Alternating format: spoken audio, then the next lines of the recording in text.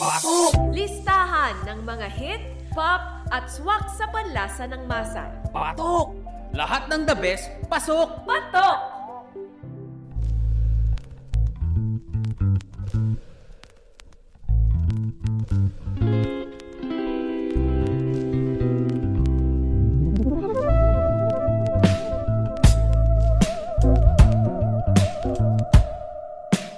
Magandang tanghali mga kaagapay, ikaw pa rin ay nakikinig dito sa himpilan ng 702 DZAS, FEBC Radio TV, Agapay ng Sambayanan. Tayo po ay proud member ng KBP o ang kapisanan ng mga broadcaster ng Pilipinas. At kayo po ay nakikinig dito sa palatuntunang Patok, kung saan tatalakayin po natin ang buhay negosyo at buhay ng isang negosyante. Ako po ang inyong makakasama sa kwentuhan.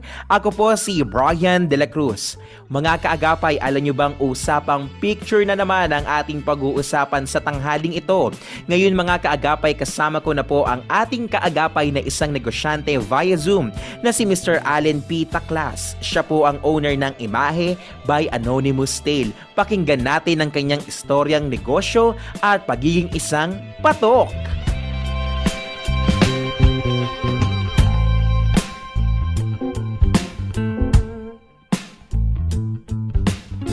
Hello, I'm Allen Taclas, tiga rito sa Muntinlupa, laking Muntinlupa, pero yung family ko galing pa ng Makati. Pero siguro 5 years old ako nang nalipat dito sa Muntinlupa. Siyempre, proud Muntinlupeño. Dito na natuto, dito na lumaki, dito nakapag-aral. Sa mga lahat ng viewers natin, hi po sa inyo, maganda araw po sa inyong lahat.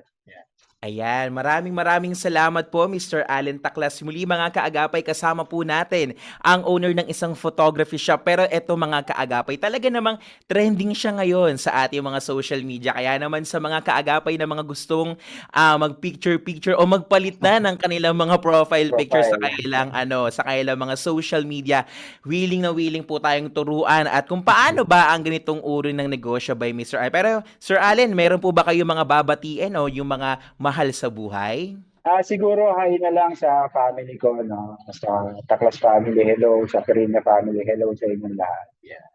Yan, hello po sa inyo, no. Isang malaking karangalan na maging bahagi po kayo po ng himpilan po ng 702 DZAS po, and at the same time po, no, so binabati po natin ang mga staff po ng Imahe na kung saan talagang nakapagbigay ng pagkakataon upang ma-interview po natin si Sir Allen. Yung siyempre, Sir Allen, hindi na natin patatagalin to. Alam kong kwentong-kwento ka na sa iyong negosyong nagawa dahil talaga namang kakaiba siya sa mga ibang photography shop. Sir, sino po ba muna si Sir Allen bago naging isang negosyante at paano siya nagkaroon ng negosyo?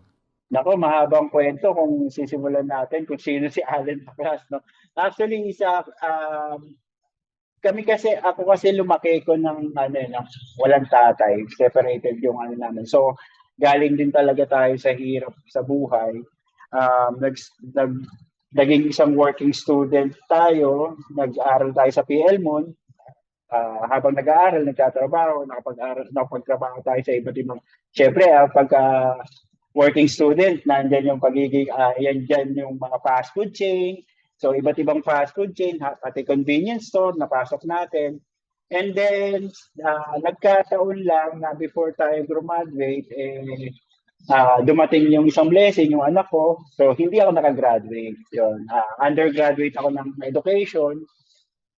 Tapos, syempre, nung time na yun, sobrang hirap, nawala ng trabaho, bigla rin nagsara yung company na pinapasukan ko.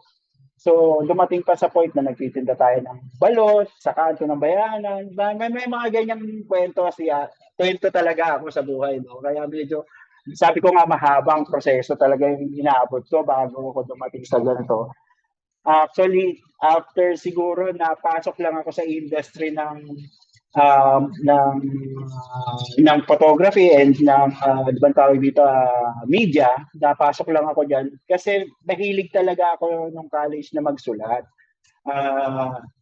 Hilig ko talaga yung writing, so nag-Filipino major ako para medyo mas mahasa yung writing ko.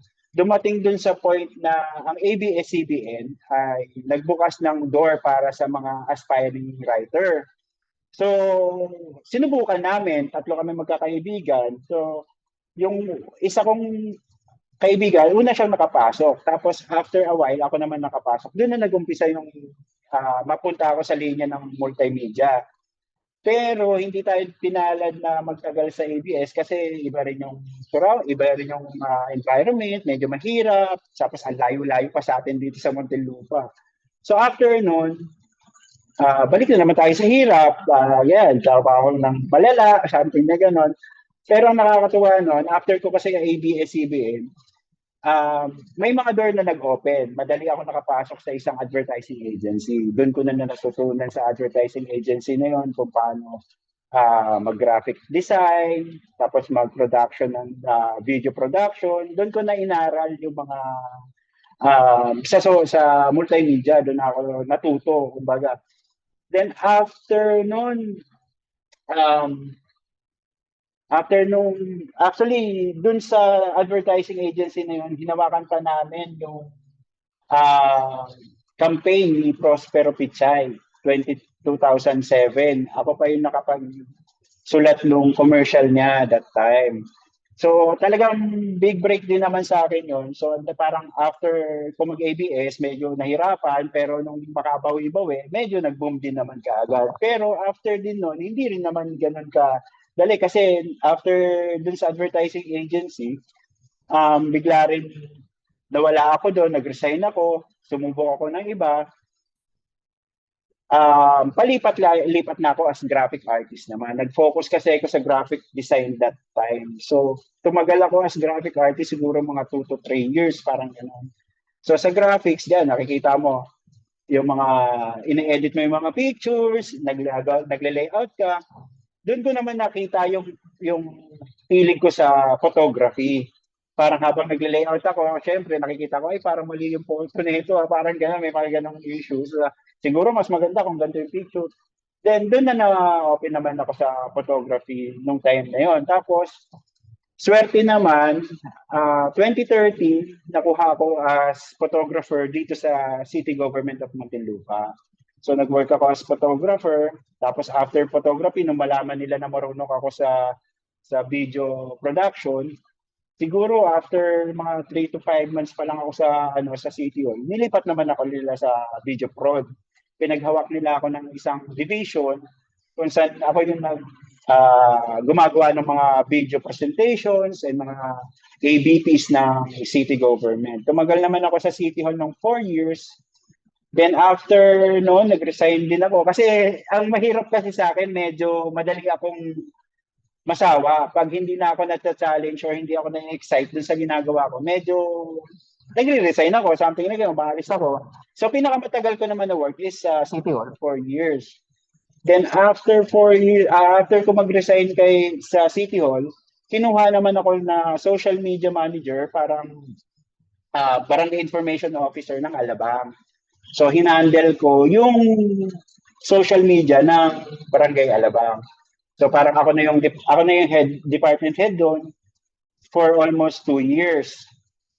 Doon ko naman napakita kasi pag social media, nandun yung graphic design, lahat ng mga natutunan ko, doon ko na graphic design, photography, syempre video. So, doon medyo mas nahasa pa lalo yung skills natin pagdating sa multimedia arts. Then, after nun, napunta na tayo kay Congressman Biason. Nag-resign din ako sa Alabang. Lumipat naman ako kay Congressman Biason as part of ng social media team niya naman. Then, nung manalo na si Congressman Biason as mayor, sabi ko, siguro time na magnegosyo, sabi yung gano'n. Kasi, ang hirap din kasi, hindi naman mahirap yung mga nagiging boss mo, pero ang hirap din kasi na yung may time ka na 8 dapat nasa opisina ka na, 5 daw sa uuwi. Actually ako kasi talaga hindi ako yung tao na maano sa oras eh. Hindi ako yung kailangan 8 to 5 papasok ako, natatanda ako nasa City Hall, lagi akong late eh. Pumapasok ako sa City Hall mga 10 na. 8 to 5 kami pero 10 ako pumapasok. Tapos sasabihin, ang ginawa na lang ng boss ko, sige, pa-adjust na lang natin yung oras mo, gawin na natin 9 to 6 na lang yung pasok mo para lang makaano ka. Ganun kasi ako, hindi ako sa oras na 8 to 5, medyo hirap ako sa mga ganung ano. So isa yun sa reason, sabi ko, na siguro ituloy ko na. Kasi before pa naman pangarap ko na makapagtayo ng studio. Pero sabi ko hindi naman tayo ganun ka pera, wala tayong pera, wala tayong ano. So sabi ko, isinantabi ko noon. Pero nung matapos na yung term, nung manalo na nga si Congressman Biasan as mayor, sabi ko, sige, i-try ko na.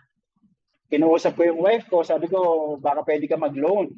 Pero actually, before pa lang, may mga naiipon na tayo, paunti-unting gamit. May mga cameras na tayo, may computer. Pero syempre, kailangan mo pa rin ng additional na pera para ipaayos yung studio, kung may pang down payment sa studio.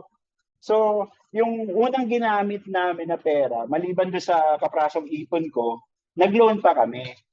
So, para lang matuloy. So, yun, lakas loob lang din talaga. Yan ang lang talaga, lakas loob na, sige, subukan na natin. Tayo ng studio. So, yun, doon na nag-umpisa yung imahe na maitayo. Grabe sir, no, kung babalik-balikan natin, no, para sa mga kaagapay na hindi pa mga nakatagpapakinig, no. So kasama po natin si Mr. Allen na mula po sa lungsod po ng Muntinlupa, na kung saan tinatalakay po natin ang kanyang negosyong imahe na isang self-portrait po o isang photography shop na kung saan ito ay sikat sa Muntinlupa. Nakakatuwa kasi sir, no, napaka-humble beginning niyo po, na sinabi niyo nga po, nagbebenta lang ako noon sa bayanan, tapos dahan-dahan naging ganito ako, naging ganyan ako, hanggang sir na parang nasaksihan niyo yung sarili niyo na unting-unti kayo and at the same time sir, talagang nagbukas din talaga ang larangan talaga ng media sa inyo, na kung saan kayo ay naging isang manunulat, naging bahagi ng ilang mga advertising, na kung saan dito niyo nasaksihan yung mga skills niyo na pwede pang umunlad. Syempre sir, sir, grabe, unang tanong pa lang talagang nakakabusog yung kwentuhan natin. I think baka mamaya sir, isang oras pala yung kailangan natin para sa programa na to, no? Pero aside po sir, no? Sir, bali, saan naman po nagmula yung salitang imahe? O parang saan nyo po inahango yung pangalan na to? O ano po ba yung pinanggalingan ng inyong pangalan po ng inyong negosyo po ngayon? Actually, kasi nung time na nasa advertising ako, bago ako mag-resign doon sa advertising, may isa akong kapatner na medyo may kaya sila, galing sa mayamang pamilya. Sabi niya, magtayo tayo ng isang advertising agency. Sabi ko, sige, kaming dalawa lang dapat. Kaming dalawa lang naman. Siya yung sa marketing, then ako yung sa creative, ako yung sa creative aspect. So, sabi ko, sige. So, nagtayo nga kami ng isang ng advertising agency. Ang pinangalan namin kasi doon is Image Communicator. Bilang advertising agency nga siya. Pero meron kaming isang parang advisor before na medyo may edad na galing sa PR, rin siya, PR din siya.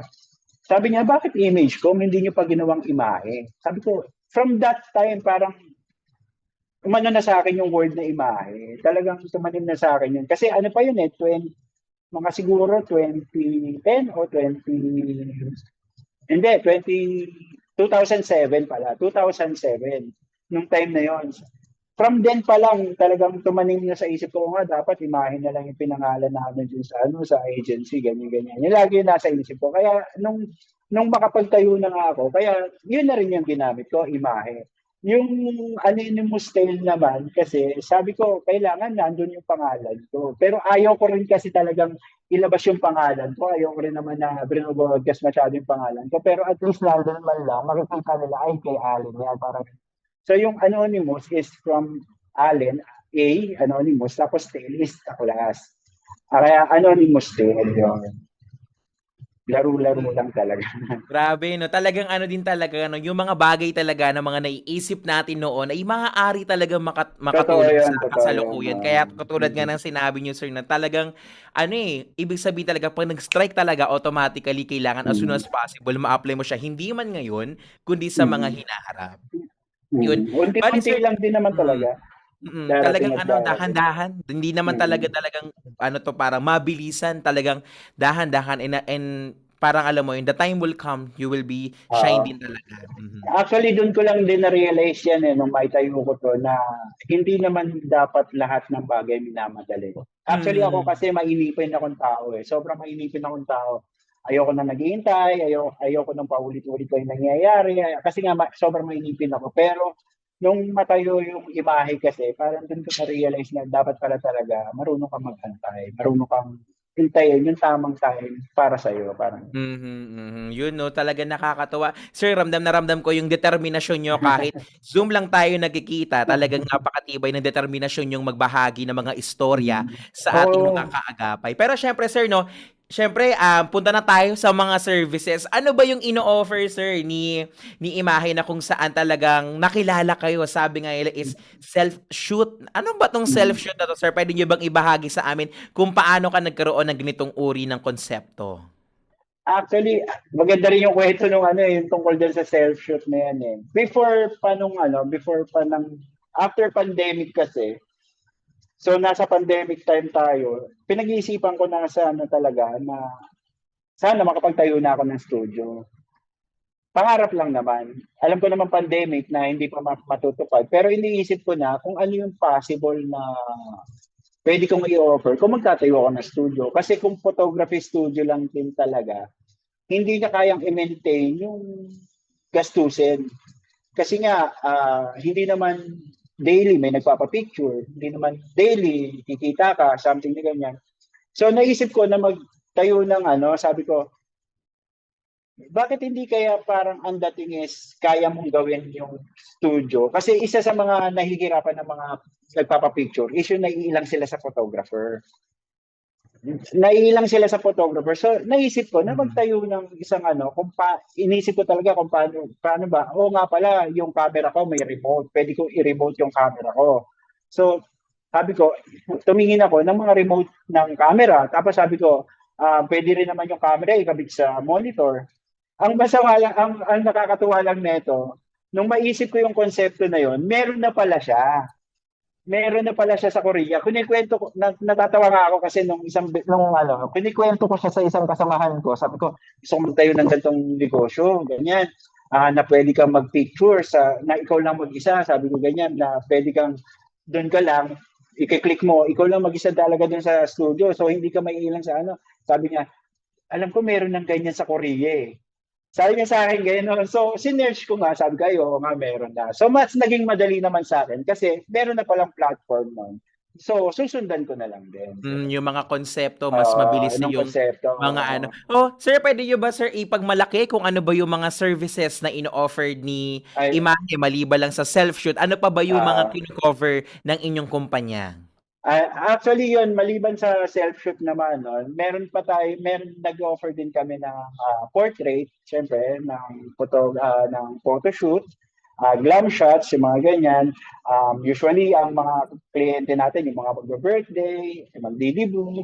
Minsan kasi gusto nila yung pre-dibu nila dito na lang sa studio, kaysa lalabas pa ng yung minsan yung iba,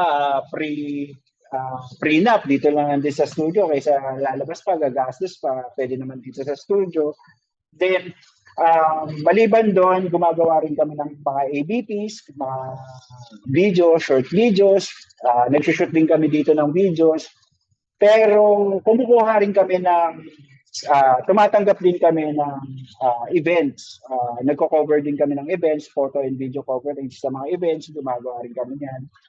Tapos, actually, isa sa mga services din namin is yung social media management. Meron kasi kaming ilang mga minamanage na social media, especially ngayon magkakaroon ng election. Actually, before pa naman na wala pa yung studio, nag-handle na rin kasi ako ng social media. May ilang mga politiko tayo, like dito sa Muntinlupa, na hinandle ko yung mga social media. Actually, after ko kasi sa Alabang, medyo nakilala ako pagdating sa social media. So, katulad ewan ko if you're familiar with Ate Rachel Arsiaga, yan, hinandle ko yung social media niya nung campaign nung last year, saka si Alexon Diaz. Ako rin nag-handle kay Alexon Diaz. Basta marami na sila, mga 4 yata last election. Tapos may isang konsehal din sa Muntinlupa, sa San Pedro. So, at, so nung magtayo nga tayo, nagtuloy-tuloy naman, meron mga ilang mga politiko na rin na nagpapahandle sa atin ng social media nila, tayo yung naglalagay ng content, tayo yung nag-iisip kung ano yung mga pwedeng ilabas sa social media nila. Yun yung isa pa sa mga services na binibigay namin. And also graphic design. We do graphics din pala talaga. Kasi actually doon din ako nag-umpisa eh. Isa sa mga talagang forte ko is graphics. Graphic design. Grabe sir, no, talagang ang masasabi ko sa inyo, no, parang kayo, parang master of all.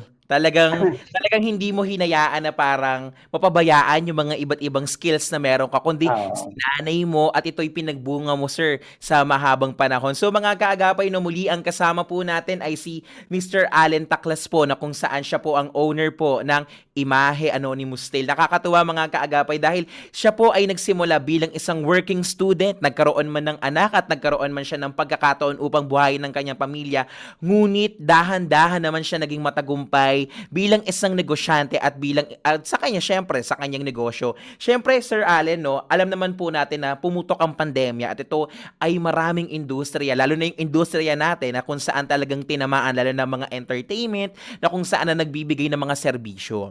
Ngayon, sir, maaari nyo bang ibahagi sa amin kung ano po ang mga pagsubok na inyong pinagdaraanan habang nagtatayo ng negosyo o habang yung negosyo nyo ay unti-unti pong nagkakaroon ng problema? Pwede po bang maibahagi nyo to sa aming mga kaagapay? Actually, nung tinayo ko to, meron nagsasabi sa akin talaga. Kasi ano pa lang tayo nun eh, nung itayo to, parang medyo nasa kalagyat na pa lang ng paglukag, hindi pa ganun kaluwag talaga. So sabi niya sa akin, tatayo ka ng studio, paano kung biglang bumalik? Sabi niya sa akin. Sabi ko, napaisip din talaga ako, paano kung bigla na namang magkaroon ng lockdown or whatsoever. So, talagang apektado. Sino pa magpapapicture pagka ganon? So, sabi ko, siguro dinasal ko na lang, bahala na si Lord. Talagang ninano ko na lang na bahala na. Basta tutuloy ko kasi matagal ko ng pangarap to. So, pikit mata na lang din talaga na ginawa ko na rin siya. Tapos, ang naging isa sa mga struggle lang din naman namin, nung nag-umpisa, halos wala pang napunta. Siyempre, umpisa pa lang naman eh. Talagang walang napunta, walang kliyente, walang nagpapabook. Sobra kung may magpabook man pa sa isang buwan, para 2 or 3, parang gano'n. So, sobrang kinakabahan ka. Sobrang nandun yung kaba na baka hindi mag-work, hindi magtuloy-tuloy, baka mamaya ilang buwan ka lang, medyo bumigay na rin yung business.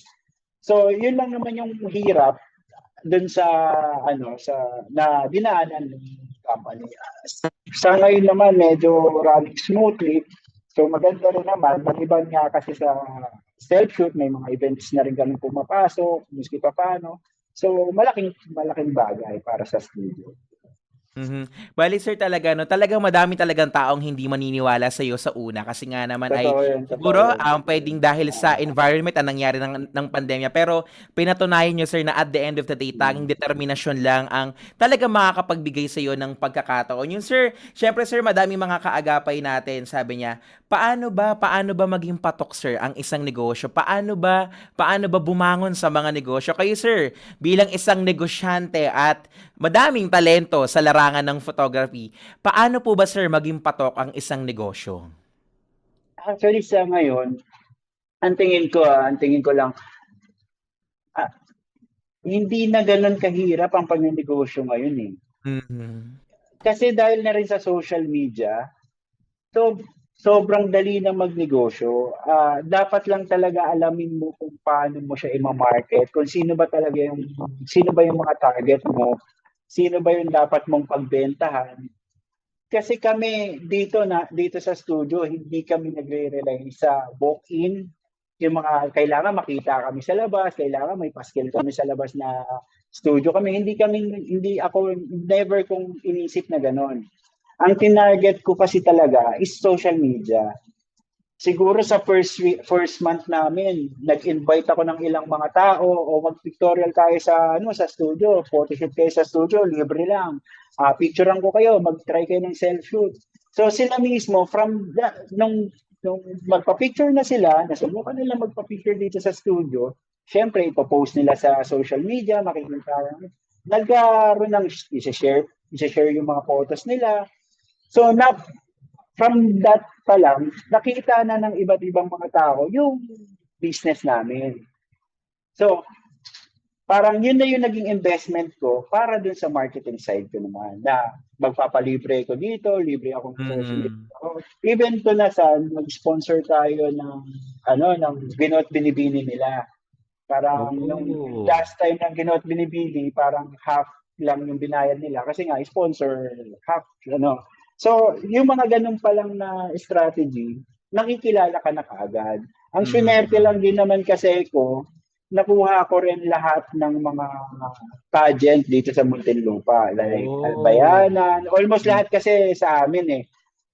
Bayanan, Putatan, Poblasyon, nakuha namin lahat ng pageant. Siyempre, pag pageant, medyo mahirap-hirap.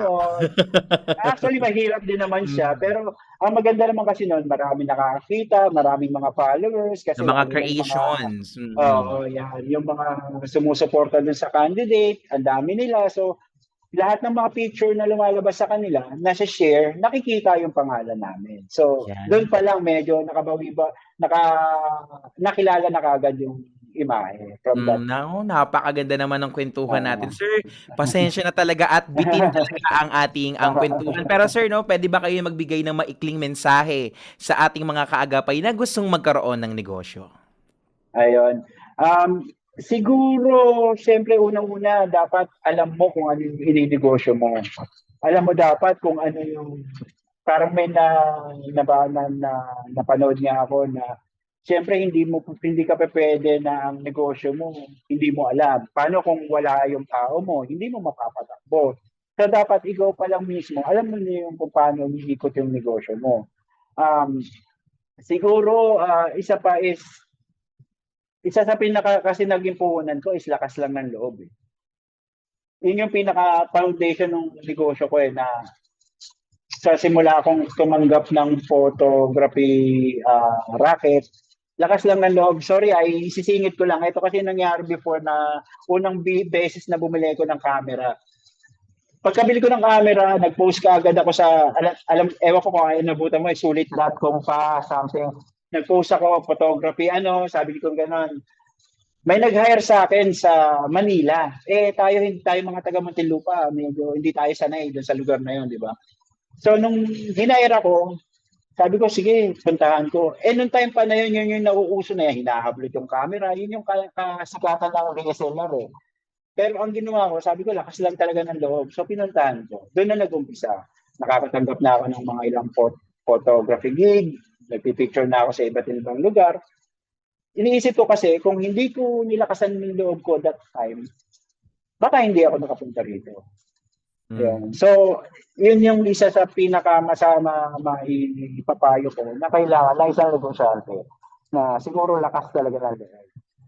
Lakas ng loob at determinasyon at tiwala sa sarili. Yung nakakatuwa, Mr. Allen, pasensya na at talagang bitin lang ang ating oras sa tanghaling ito. Pero syempre, alam naman po natin mga kaagapay, muli ang ating pong nakasama ay si Mr. Allen Taclas po. Siya po ang owner po ng Imahe na kung saan ito ay patok po sa lungsod ng Muntinlupa at ako po ay nakikigalak dahil isa po akong proud Muntinlupeño po para kay Sir Allen. Sir Allen, pwede po ba kayo magbigay ng mga ilang details kung saan matatagpuan or any contact numbers po? Ano po ba yung mga services pa na ino-offer? Actually, yung naman natin, ang ating namang pong negosyo ay nasa Facebook naman po. Add nyo lang po yung ating like and follow nyo lang naman po yung ating Facebook, Imahe by Anonymous Sale. Accessible din po yung place namin. Nandito lang po kami sa tabi ng City Hall, sa taas po ng Pizza Hut. So, sobrang bilis lang hanapin. Ayan, Putatan po, dito po sa Barangay Putatan. Ayan, maraming salamat Sir Allen. Nakakatuwa talaga mga kaagapay. na panibagong kwentuhan at panibagong tagumpay na naman ang ating nasaksihan sa ating mga kaagapay, lalo na kay Mr. Allen na nagbigay ng paalala sa atin na tanging determinasyon, tiwala sa sarili at tamang diskarte sa buhay upang makamit ang ating inaasam na tagumpay. Muli mga kaagapay, ako po si Brian De La Cruz para po sa Palatuntunang Patok. Dito lang po yan sa 702 DZAS FEBC Radyo TV.